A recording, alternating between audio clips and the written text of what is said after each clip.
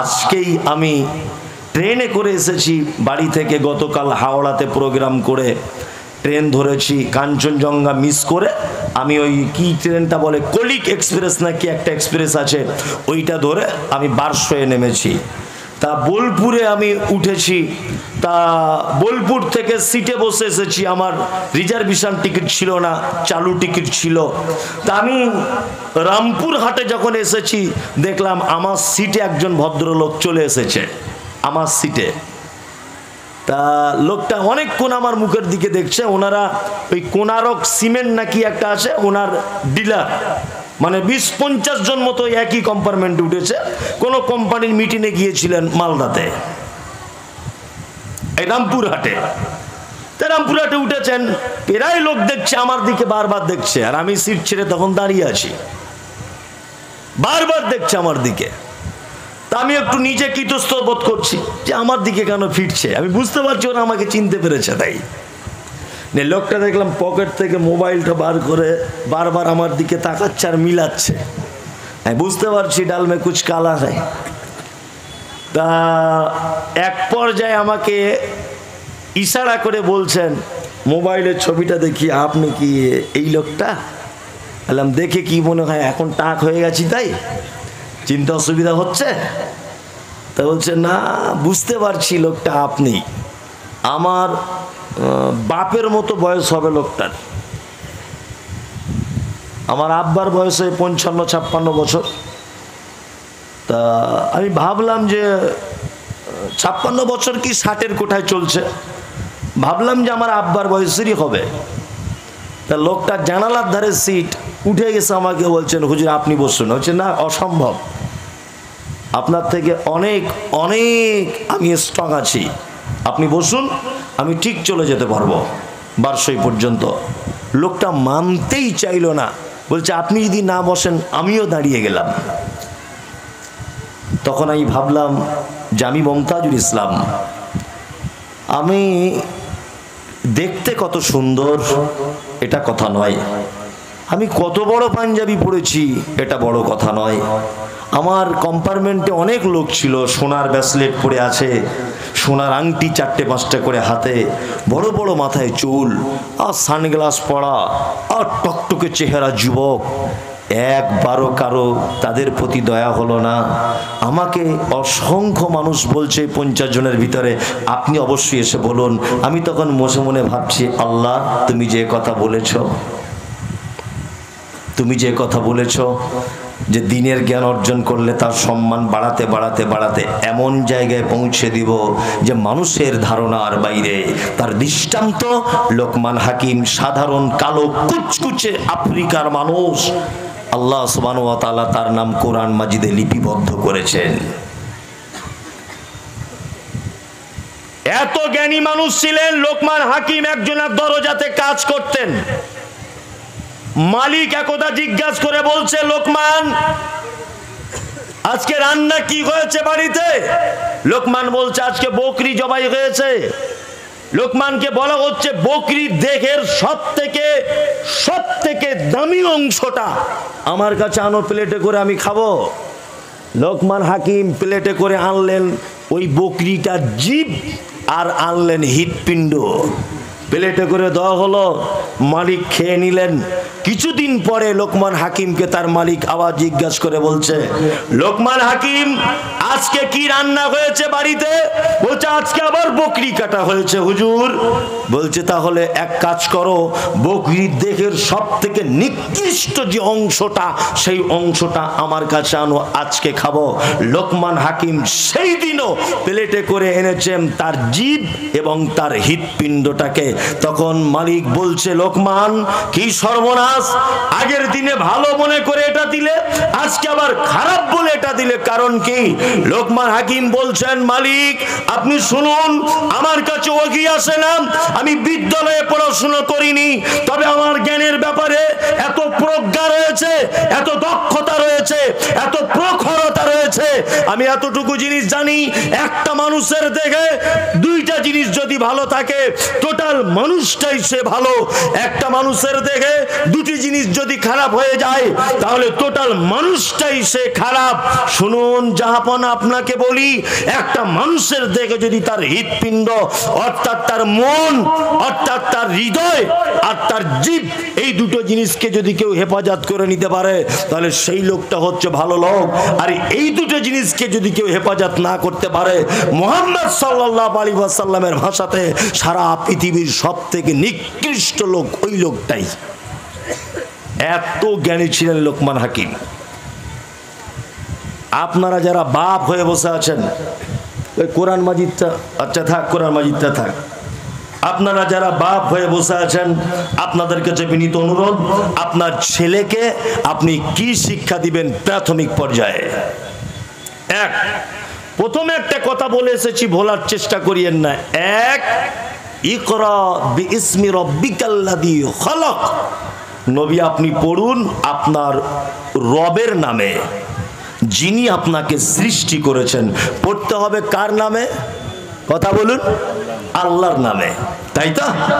এই দেখুন আল্লাহ তাআলা লোকমান হাকিম তার বেটাকে কয়েকটা উপদেশ দিচ্ছেন, কয়েকটা শিক্ষা দিচ্ছেন।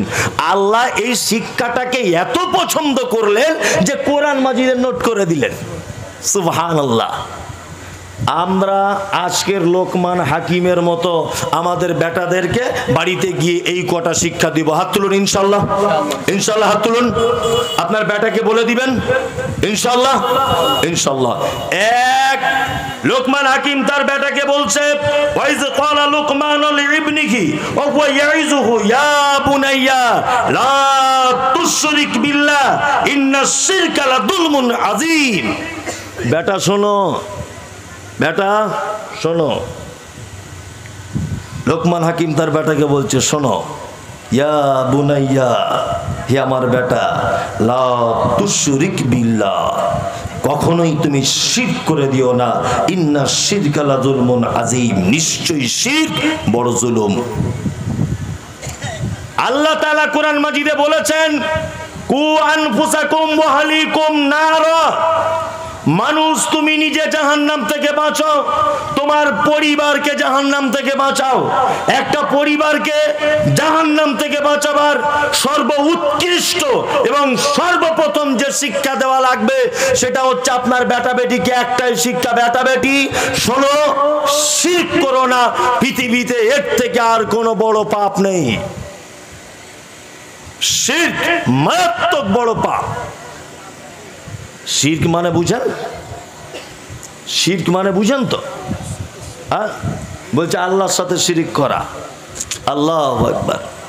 আমরা যে যেমন পারি তেমন করে বুঝেছি, তাই না? আমি সহজ বাংলাতে আপনাকে বোঝানোর চেষ্টা করি, যদি এ ব্যাপারে আমার সোশ্যাল মিডিয়াতে অনেক বক্তব্য আছে, তারপরেও কথার পরিপ্রেক্ষিতে বলে দিতে হচ্ছে। এক, শিরক হচ্ছে ওই পাপ, শিরক হচ্ছে ওই জিনিস, আল্লাহর যে ক্ষমতা আছে এই ক্ষমতা পৃথিবীর অন্য কারো আছে এটা মনে করা শিরক। সহজ বাংলা বোঝাতে পারলাম? আল্লাহর যে ক্ষমতা আছে এই ক্ষমতা পৃথিবীর অন্য কারো আছে এটা মনে করা শিরক। রুজি এ মালিককে, হায়াত মালিককে আল্লাহ। আমরা শিরকের বিপরীতে আছে তাওহীদ, তাই তো? আসলে তাওহীদ যদি কেউ না বুঝে সে শিরক বুঝবে না। আবার কেউ যদি শুধু শিরক বুঝে যায় তাও হবে না, তাকে তাওহীদ বুঝা লাগবে। আমাদের তাওহীদের ভিতরেও শিরক ঢুকিয়ে দিয়েছি, আমরা বুঝতে পারিনি। তাওহীদ কয় প্রকার জানা আছে? কে বলল? 3 প্রকার। তাওহীদে রুবুবিয়্যাত, উলুহিয়্যাত, আসমা ওয়াস সিফাত। আল্লাহকে এক রব বলে মেনে নেওয়া, আমরা মানি মানি। ইবাদত, গোলামি, দাসত্ব শুধুমাত্র কার জন্যে? কার জন্যে? আল্লাহর জন্যে। আর একটা আসমা ওয়াস সিফাত, অর্থাৎ আল্লাহর কিছু নাম এবং সেই নামের গুণ, তার উপরে ঈমান রাখা। আমরা আহলে হাদিস যারা বলছি, আমরা তাওহীদের দুটো ব্যাপারে খুব স্ট্রং, একটা ব্যাপারে খুব দুর্বল। আল্লাহকে আমরা রব বলেই মানি, মানি না? মানি। ইবাদত শুধু কারই জন্য করি? আল্লাহরই জন্য করি। আহলে হাদিস এই দুটো জায়গাতে ঠিক। আহলে হাদিস এক জায়গায় ফেঁসেছে আসমা ওয়া সিফাত, আল্লাহর গুণ এবং আল্লাহর নাম এবং তার গুণ, এই জায়গাতে আহলে হাদিসরা ফেঁসেছে। আহলে হাদিস লোক দেখছি পবিত্র আল কোরআনে অনেক আল্লাহর নাম আছে, নাম নেই? আছে। তার মধ্যে একটা নাম আছে ইয়া রাজ্জাকো, আছে? ইয়া রাজ্জাকো নেই? রুজির মালিক কে? রুজির মালিক আল্লাহ। কিন্তু আহলে হাদিস লোককেও দেখতে পাচ্ছি দোকান খুলছে, দোকানের সাইডে হালকা ছোট্ট করে একটা তাবিজ ঝুলিয়ে রেখেছে যাতে ব্যবসায় বেচা কেনা ভালো হয়। করে কি করে না? হ্যাঁ, ও কিন্তু আহলে হাদিস। ও আহলে হাদিস, তারপরেও দেখছি ওর বাচ্চা রাতে ভয় করে করে কাঁদে বলে ওর মা হালকা একটা লাল সুতো বেঁধে দিয়েছে হাতে। দেয় কি দেয় না? দেয়। ব্যবসাদার ব্যবসা করে, দোকান খুলেছে, কেউ ধারে মাল নিতে গেছে, দোকানদার বলছে এখনো বউনি হয়নি, ধারে মাল দেওয়া যাবে না। বলে কি বলে না? দোকান খুলেই দেখছি ধূপ বাতি জ্বালাচ্ছে। ধূপ বাতি তোমার কি উপকার করতে পারে? ও তো মাটি, কাঠের গুঁড়ো, গোবর এই সব দিয়ে তৈরি হয়। ও তোমার ভালো মন্দ কি করতে পারে? আহলে হাদিস। আহলে হাদিস রাস্তা দিয়ে গাড়ি চালাচ্ছে, সামনের দিকে একটা বিড়াল চলে গেল, একদম চাট করে ব্রেক মেরে দাঁড়িয়ে গেল। বলছে ঘটনা কি? বলছে অ্যাক্সিডেন্ট হয়ে যেতে পারে, এই যে বিড়াল দাগ কেটে দিয়ে চলে গেল। ও তো বিড়াল, ও 10 পয়সা দাম নাই, ও আপনার ভালো মন্দ কি করে দিতে পারে? আহলে হাদিস তাওহীদের দুটো ব্যাপারে স্ট্রং, একটা জায়গাতে দুর্বল, রুজির ব্যাপারে দুর্বল নয়। ব্যবসা করছে মিথ্যা কথা বলে, ব্যবসা করছে মাল 2 নম্বরই করে, ব্যবসা করছে মালে ভেজাল দিয়ে, ব্যবসা করছে মিথ্যা কথার আশ্রয় নিয়ে, করছে কি করছে না? তার মানে একটা বুঝে নিতে হবে তাওহীদের এই জায়গাটা আমরা দুর্বল, যে রুজির মালিক আল্লাহ, রুজি উপর থেকে ফায়সালা হয়, তাই না? রুজি কার থেকে ফায়সালা হয়? উপর থেকে হয়। কোন মানুষ যদি মনে করে আমি পরিশ্রম করে হয়েছি, মিথ্যা, ভুল। আরে পরিশ্রম করলে যদি সফলতা পাওয়া যেত তাহলে বনের রাজা গাধা হতো, গাধা। পরিশ্রম করে যদি সফলতা পাওয়া যেত, বনের রাজা হতো কে? গাধা। গাধার থেকে বড় পরিশ্রম আর কেউ করে? বনে করে না। সারাদিন মাল বহাচ্ছে কাঁধে করে, সারাদিন মাল বহন করছে না গাধা? বনের রাজা কে? সিংহ। কে? সিংহ। তার মানে বোঝা যাচ্ছে পরিশ্রম করেই রুজির সফলতা আসে না, রুজি উপর থেকে সিলেক্ট করা হয়, তাই না? একদম। লোকমান হাকিম তার বেটাকে বলছে, বেটা শিরক থেকে তুমি বাঁচো, শিরক মারাত্মক বড় পাপ। নাম্বার 2, লোকমান হাকিম তার বেটাকে বলছে, বেটা পিতামাতার সঙ্গে সদ্ব্যবহার করো। তোমার পিতামাতা তোমাকে কষ্টের পর কষ্ট সহ্য করে 2 মাস যাবত দুধ পান করিয়ে তোমাকে লালন পালন করেছে, এদের সঙ্গে কখনো কটু কথা বলতে যেও না। আমার আগে যদিও পিতামাতার ব্যাপারে আলোচনা হয়েছে, কি টাইম হয়ে গেছে নাকি? আমার ছেড়ে দিব? হ্যাঁ, আমার আগে যদিও আলোচনা হয়েছে পিতামাতার ব্যাপারে, তাই না? পিতামাতার ব্যাপারে যত আলোচনাই হোক, আলোচনা তো সবার একটু ভিন্ন ভিন্নই হয়, তাই না? আমি কলকাতার মানুষ, আমার ভাষাটা একটু মনে হচ্ছে অন্য অন্য রকম, আবার আমাকে কোনোদিন দেখেননি, দেখতে অন্য অন্য রকম। কেউ কেউ বলছে সোশ্যাল মিডিয়াতে বুড়ো বুড়ো লাগে, এখানে দেখছি ইয়াং, তো মানে যে অনেক কথা বলছে। তাহলে ঠিক তেমন স্বাদেরও ডিফারেন্স হবে ইনশাল্লাহ। আল্লাহ বলছেন, লোকমান হাকিম তার বেটাকে বলছে, বেটা পিতামাতার সঙ্গে অসৎ ব্যবহার করিও না। কষ্টের পর কষ্ট ধারণ করে তোমাকে 2 বছর যাবত দুধ পান করিয়ে তোমাকে মানুষ করেছে। এইবার একটা কথা আপনাকে বলে রাখছি, সারা পৃথিবীতে 2টা মানুষের মাধ্যমে জান্নাত যাওয়া যায়। কটা? 2টা। এতক্ষণ পর্যন্ত যা শুনেছেন যদি সব ভুলে যান, সব যদি ভুলে যান, আমার কোনো দুঃখ নেই। এখন যে কথাটা বলবো এটা যদি আপনি ভুলে যান তাহলে আমি নিজে ব্যর্থতা, আমি নিজের কাছে ব্যর্থতা যে আমি বোঝাতে পারিনি। যে যেমন ভাবে আছেন শুধু নিঃশ্বাসটা নেন, মরা মানুষের মতো করে বসুন।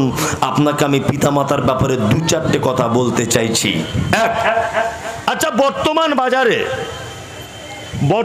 বাজারে আচ্ছা বলুন তো, পিতামাতারা সন্তানদের কাছে শ্রদ্ধা ভালোবাসা এটা পাচ্ছে কি পাচ্ছে না? পাচ্ছে না। এবার আপনাকে বলছি, আচ্ছা বলুন তো এর জন্য দায়ী কে, সন্তানেরা না পিতামাতার পক্ষ, কোনটা? এই জায়গাটা কিন্তু গোলমাল। যদি বলছেন আপনি কোন জায়গাতে এলেন, আমি ঠিক জায়গাতে এসেছি। বর্তমান পিতামাতারা যত অবহেলিত, অপমানিত, লাঞ্ছিত, অপদস্থ যা কিছু হচ্ছে এর জন্য দায়ী কে? মা বাবারা নিজেই দায়ী। প্রথম আমাদের ভুল হয়েছে, প্রথম কোন জায়গায় ভুল, সে ভুলের জায়গাটা আপনাকে ধরিয়ে দিচ্ছে আমি। এক, আল্লাহ নবী সাল্লাল্লাহু আলাইহি ওয়াসাল্লাম বলেছেন একটা মেয়েকে বিবাহ করো চারটে গুণ দেখে। কটা? চারটা। এক, মেয়েটা সুন্দরী কিনা দেখো। দুই, ওদের বংশ ভালো কিনা দেখো। তিন, টাকা পয়সা আছে কিনা দেখো। চার, দিনদারিতা আছে কিনা দেখো। তাই না? আপনি এবার আপনার মেয়ের বেটার বউ দেখতে গেছেন, গিয়ে মেয়েটাকে পাশে বসিয়ে বলছেন, মা তোমার নাম কি? বলছে আমার নাম শাকিলা। বলছে আলহামদুলিল্লাহ, খুব সুন্দর নাম তো। মা তোমার আব্বুর নাম কি? বলছে আব্দুল্লাহ। বলছে আলহামদুলিল্লাহ, খুব সুন্দর নাম। তোমার আব্বু নামাজ পড়ে মা? বলছে না। তোমার মা? বলছে না, নামাজ পড়ে না।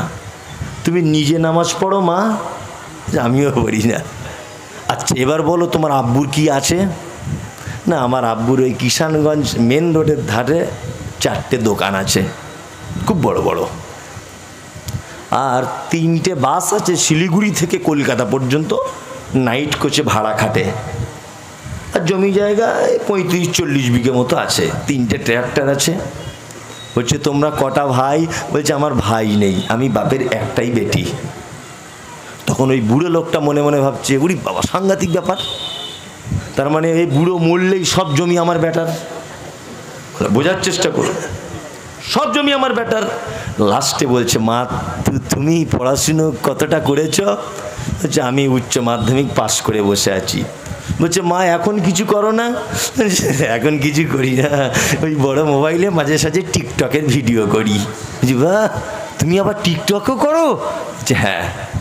চাচা বাড়িতে গিয়ে বলছো, ওগো আব্দুল সাইফুলের মা, শোনো শোনো শোনো শোনো, সাংঘাতিক মেয়ে পেয়ে গেছি, একদম মেন রোডের ধারে চারটে দোকান আর তিনটে বাস, কোটি কোটি কোটি কোটি টাকার ব্যাপার। আবার শুধু তাই না, মেয়ের বাপের আছে যেমন, মেয়ে আবার টিকটকের নায়িকা। তখন স্বামী স্ত্রী যুক্তি করে বলছে এ কাজ একদম দেরি করা যাবে না, কালকে হলে কালকে, পরশুদিন হলে পরশুদিন। নিয়ে বিয়ের ডেট ঠিক করে বৌমা বাড়ি নিয়ে চলে এসেছে। বলুন নবীজি বলেছেন বংশ ভালো কি দেখো, ওটা বাদ চলে গেল। নবী বলেছেন তার ভিতরে দিনদারিতা আছে কি দেখো, ওটা বাদ চলে গেল। সবটাই বাদ চলে গেল, ও এখন টাকার পিছনে পড়েছে। অথচ নবীজি বলেছেন তিনটে যদি না থাকে, রূপ না থাকে, বংশ খারাপ হয়, অর্থ না থাকে, তাতেও অসুবিধা নাই। তবে সে যদি দিনদারিনী মহিলা হয়, তোমার বেটার জন্য তুমি নিজে বিবাহের জন্য তাকে প্রস্তাব দাও, সমাজে বিশৃঙ্খলা হবে না, ফাসাদ সৃষ্টি হবে না। এই চাদরওয়ালা ভাই, আপনি একটু বসুন, একটুখানি বসে যান দয়া করে। আমি বলছি, আমি শেষের পর্যায়ে চলে এসেছি, বসুন। তাহলে আমরা সব বাদ দিয়ে দিয়েছি, বৌমা চয়েস করেছি টাকাওয়ালা দেখে। তাহলে টিকটকের নায়িকা যদি বাড়ি বৌমা করে আনেন, তাহলে সামনে কি প্লেটে করে ডিম সিদ্ধ দিবে, না সকাল হলে ঝাঁটা দেখাবে? ঝাঁটা দেখাবেই, কিছু করার নাই।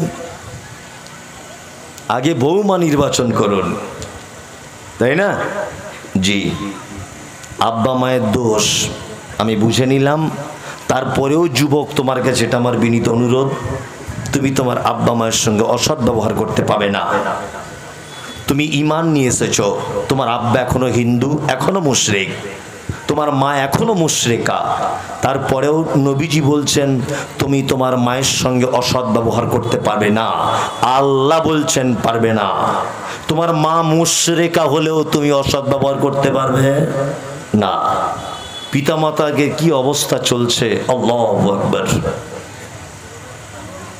আপনাদের এখানে একটা লোকের 4 বেটা, এ কথা সব জায়গাতে বলি, আজকেও বলছি, একটা লোকের 4টে বেটা। তা বুড়ো বয়সে মা আব্বা কেমন সিস্টেমে ভাত খায়? পালি সিস্টেমে খায়, তাই না? মনে মনে হচ্ছে ওর বাপ মসজিদের ইমাম আর ওর মা মুয়াজ্জিন, তাই না? এর বেটার বাড়ি 15 দিন, ওর বাড়ি 15 দিন, ওর বাড়ি 15 দিন, 16-17 দিন হয়ে গেলে বেটারা বড় বড় চোখ বার করে। বৌমার আবার মিষ্টি করে বলে, আমাদের তরকারি কি খুব মিষ্টি, ছেড়ে যেতে মন চায় না, ক্যালেন্ডার দেখে খেতে পারো না, আজকে ক তারিখ? বলে, বলে না? বলে। চুপচাপ মেরে বসুন। আপনারা 4 ভাই দিল্লিতে কাজে গেছেন, ঈদের 1 সপ্তাহ আগে বাড়ি আসবেন। ঈদের 1 সপ্তাহ আগে আপনি আপনার স্ত্রীকে ফোন করে বলছেন, হ্যালো শেফালি? বলছে হ্যাঁ। আচ্ছা, আমি তো আগামী মঙ্গলবার বাড়ি যাব, তোমার জন্য কি নিয়ে যাব? বলছে আমার জন্য একটা বেনারসি শাড়ি, ছেলের জন্য একটা জিন্স প্যান্ট, মেয়ের জন্য একটা প্যারালাল জামা, আর আমার বোনের জন্য 2টো চুড়িদার। আমার বোনের জন্য মানে শালির জন্যে কেনাকাটা সব করেছে। ওর স্ত্রী আবার ফোন করে বলছে কেনাকাটা হলো, শোনো লাল টকটকে কালারের শাড়ি নেবে কিন্তু আমার জন্যে।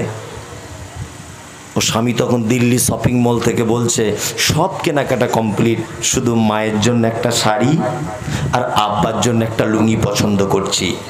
তখন ওর স্ত্রী, এই গ্রামের মেয়ে, ফোনে তখন বলছে, কেন প্রত্যেক বছর ঈদে তুমি কেন জামা কাপড় দিতে যাবে তোমার আব্বা মাকে? তোমার আর 3টে ভাই চোখে দেখতে পায় না? বাড়ি চলে এসো, ফালতু পয়সা খরচা করছো। ও বইয়ের কথা শুনে সুরসুর করে বাপ মায়ের জন্য কেনা বাদ দিয়ে বাড়ি চলে এসেছে। 4 ভাইয়ের একই অবস্থা। ঈদের দিন মসজিদের মাইকে তাকবীর হচ্ছে, আল্লাহু আকবার, আল্লাহু আকবার, লা ইলাহা ইল্লাল্লাহ, আল্লাহু আকবার, আল্লাহু আকবার, ওয়ালিল্লাহিল হামদ। হয় না? হয়। সবাই নতুন জামা কাপড় পরে ঈদগাহে যাচ্ছে, আর তোমার আব্বা গত বছরে তোমার মেজো বোন একটা পাঞ্জাবি আর লুঙ্গি দিয়েছিল, সেটা পরে লাঠি নিয়ে আস্তে আস্তে আস্তে আস্তে করে হেঁটে ঈদগাহে যাচ্ছে। তোমার মা তোমাদের 4 ভাইয়ের 2তলা বাড়ি সিঁড়ি দিয়ে উঠতে পারে না, ওই জন্য ঈদের দিনে মশারি টাঙিয়ে সিঁড়ির তলাতে তোমার মা শুয়ে খুব খুব করে কাশছে। তোমার মায়ের বয়স 80 থেকে 85 বছর। ঈদের নামাজ হয়ে গেল, সবাই বাড়ি চলে এলো। তোমার বাড়িতে তোমার শালা এসেছে, শালি এসেছে, বন্ধু বান্ধব এসেছে, হালুয়া, পোলাও, মিষ্টি, খাসির মাংস, লুচি, মাংস সব কিছু খাচ্ছেন। 4টে জওয়ান বেটা, 4টে জওয়ানি বৌমা থাকার পরেও তোমার বৃদ্ধ মা, তোমার বৃদ্ধ বাপ, তোমার বৃদ্ধা মা, 2টো বেজে গেছে দুপুর, এখনো পর্যন্ত 1 গ্লাস পানি পর্যন্ত পেল না। কেন? কেন? আজকে তো তাদের রাজ সিংহাসনে বসে থাকার দিন, আজকে ঈদের দিন, তাই না? কেন? হ্যাঁ, তোমার মা যে খুব বড় বদমায়েশ মেয়ে, তোমার আব্বা যে খুব বড় বদমায়েশ লোক, এই জন্য তোমার আব্বা মা ভুল করেছে, সেই ভুলের মাসুল দিচ্ছে তোমার মা আজকে ঈদের দিনে, তোমার আব্বা ঈদের দিনে। তোমার মায়ের ভুল কি ছিল? তোমার মায়ের জীবনের প্রথম ভুল, তোমার মা এই গ্রামের একজন পর্দাশীল মহিলা, জীবনে কোনোদিন কোন পরপুরুষের মুখের দিকে ওড়না খুলে দেখেনি। তোমার মায়ের মাথার চুল হাঁটু পর্যন্ত দোলা, কালো কুচকুচ কুচকুচ কুচকুচ করে। পাড়ার মেয়েরা তোমার মায়ের চুল শখ করে দেখতে আসতো। তোমার মা আলেম ওলামাদেরকে দেখলে মুখে ঘোমটা দিয়ে বাড়ির ভিতরে চলে যেত। তোমার মায়ের ঈদের দিনে এই অবস্থা। তার প্রথম নম্বর ভুল হচ্ছে এই, যে মা পরপুরুষের জীবনে মুখ দেখেনি, সেই মা তোমার মতো বদমাশ ছেলেকে জন্ম দিতে গিয়ে কিষানগঞ্জের হাসপাতালে পরপুরুষের সামনে উলঙ্গ হয়ে তার লজ্জাস্থান দেখিয়ে পৃথিবীর আলো তোমাকে দেখিয়েছিল। এটা তোমার মায়ের জীবনের প্রথম নম্বর অপরাধ। যে মা কোনোদিন মুখ দেখায়নি, সে মা শাড়ি ব্লাউজ খুলে পরপুরুষ ডাক্তারের সামনে তার যৌনর একটা অঙ্গ ডাক্তার বাবুকে দেখিয়েছিল। এটা তোমার মায়ের জীবনের প্রথম অপরাধ। তোমার মায়ের দ্বিতীয় নম্বর অপরাধ, তোমার মায়ের মাথার চুল কালো কুচকুচে, কিন্তু তোমার মতো বদমাশ ছেলেকে জন্ম দিতে গিয়ে হসপিটালের বেডে তোমার মায়ের কালো কুচকুচে চুল লাল জগতে জমাট বেঁধে গিয়েছিল। এটা তোমার মায়ের দ্বিতীয় বড় অপরাধ। তোমার মায়ের অপরাধ কি? তোমার মা হচ্ছে এলাকার সব থেকে সুন্দরী নারী। তোমার মায়ের বয়স তখন 26 বছর, অপরূপা চরমা সুন্দরী তোমার মা। তোমার মায়ের গায়ের চামড়া হাঁসের ডিমের মতো সাদা চকচক চকচক করে। তোমার মা জীবনে কোনোদিন ভয়ে ইনজেকশন পর্যন্ত দিত না, ডাক্তার বাবুকে দেখে ভয় করত। কিন্তু তোমাকে জন্ম দেওয়ার জন্য হসপিটালে গেল, ডাক্তার বাবু তোমার মাকে দেখে বলছে, মা তোমার পেটের ভিতরের বাচ্চাটা সোজাসুজি থাকার কথা আড়াআড়ি করে লেগে গেছে, এখন কাটা ছাড়া কোনো উপায় নেই। তখন তোমার মা সেদিন কাঁদো কাঁদে কণ্ঠে বলেছিল, ডাক্তার বাবু জীবনে কোনোদিন ইনজেকশনের সূচ আমার দেহে ঢোকেনি, তবে আপনি যদি পারেন আমার বাচ্চাকে বাঁচান, ধারালো ছুরি দিয়ে প্রয়োজনে আমার পেট কেটে দেন। সেই যে তোমার মা তোমাকে পৃথিবীতে আনার জন্য পেট কেটে দিয়েছিল, আর ডাক্তার বাবুরা সেই যে মোটা সূচ দিয়ে সেলাই করে দিয়েছিল, আজও পর্যন্ত 85 বছর বয়সে মশারির ভিতরে শুয়ে তার বেদনা অনুভব করে। এটা তোমার মায়ের তৃতীয় বড় অপরাধ। তোমার মায়ের 4 নম্বরে বড় অপরাধ, চিকিৎসা বিজ্ঞানীরা বলেছে প্রত্যেক দিন একটা মা তার বাচ্চাকে 8 বার করে দুধ পান করায়। একবারে 250 গ্রাম দুধ পান করাতে হয়। কোরআনের ভাষাতে 2 বছর দুধ পান করাতে হয়। প্রত্যেক দিন যদি সে 250 গ্রাম করে দুধ 8 বারে যদি পান করে, কত দুধ পান করে না, তোমার মা প্রায় 50 টাকা যদি দুধের কেজি হয়, 90,000 টাকা তোমার শুধু দুধ পান করিয়েছে। এটা তোমার মায়ের 4 নম্বরের অপরাধ। তোমার মায়ের অপরাধ কি আরো রয়েছে। তোমার মা নানির বাড়ি ছিল মালদা, তোমার মা এখানে করে বাসে তোমাকে নিয়ে তোমার নানির বাড়ি যাচ্ছে। তোমার বয়স তখন 1.5 বছর ছিল। তোমার মা বাসে উঠেছে, আর তুমি বাসে উঠেই তোমার মাকে বলছো, মা একটু দুধ দে না, একটু দুধ দে না মা, দুধ খাবো দে না। বাচ্চা ছেলে তোতলা তোতলা করে বলছে। মা তখন বলছে, বাবু বাসের ভিতরে কত যুবক আমার দিকে তাকিয়ে আছে, কি করে বুকের ব্লাউজটা খুলে দুধের বোঁটাটা তোর মুখে লাগাবো এটা বল না। এটা অসম্ভব ব্যাপার। তুমি যখন বারবার বায়না করছিলে, তুমি যখন বারবার ডিস্টার্ব করছিলে, তোমার মা তখন ব্লাউজের বোতামটা খুলে দুধের বোঁটাটা তোমার মুখে ধরিয়ে দিয়ে সেদিন বলেছিল, আব্বু দুধ খেয়ে নাও।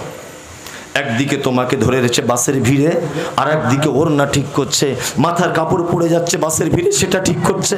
তোমার মেয়ে তো, তোমার মা তো পাড়া গ্রামের মেয়ে। বাসের অসভ্য যুবক ছেলেরা তোমার মায়ের দিকে ফ্যাল ফ্যাল ফ্যাল ফ্যাল করে দেখছে। তোমার মা যদি সেদিন একবার যদি বলে দিত, বেটা তোকে দুধ দেব না, আমার খুব লজ্জা লাগছে, তাহলে তোমার কচি কণ্ঠনালী আটকে তুমি বাসের ভিতরেই সেদিন মৃত্যুবরণ করতে। এটা তোমার মায়ের অবদান, অথচ তোমার মায়ের অন্যায়।